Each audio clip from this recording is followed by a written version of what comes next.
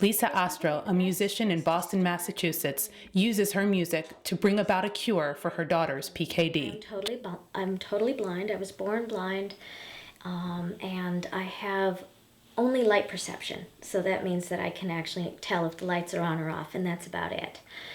In December of 2007, I actually released my first solo debut album entitled Unconditional, and the proceeds for that album are being donated to the Polycystic Kidney Disease Foundation, which is a nonprofit organization that helps in promoting research to find a cure for polycystic kidney disease.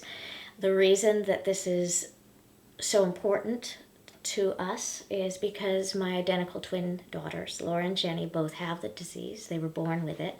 As the girls were growing up, if they had questions, why can't I have sodium, or why can't the twins eat sodium, we'd answer it without getting, too deeply into what PKD will eventually mean. We'd simply say, they can't have sodium because we're trying to keep your blood pressure down to keep your kidneys healthy. They knew that, their kidneys weren't healthy, and she understood that. Alina did as well. As they got older, the questions got, deeper. And of course now, as teenagers, and probably for several years now, I can't remember that definitive moment when, we explained 100% what may be in store for them if no cure comes along. But, science is just moving so quickly these days that it's hard to say, at what point maybe a cure might happen before they need transplant. I've wanted to be able to have my music matter and give back in some way.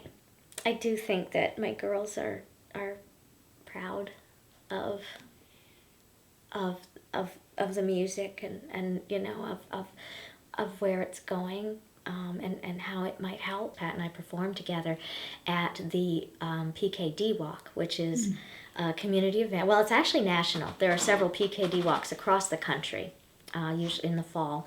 And of course, like most walks, you gather sponsors. People sponsor you for making the walk. Well, in our case, Pat and I performed live and put on an hour-long show before everyone went walking to help, well, obviously promote the CD, but also, to just be a part of that community and be involved in a more tangible way. My oldest daughter, it was, I think, 2 years ago, became the founder and president of I believe it's the only Massachusetts chapter of Students for Organ Donation. And my twins are now picking up the reins and going to be continuing that since Alina's off to college.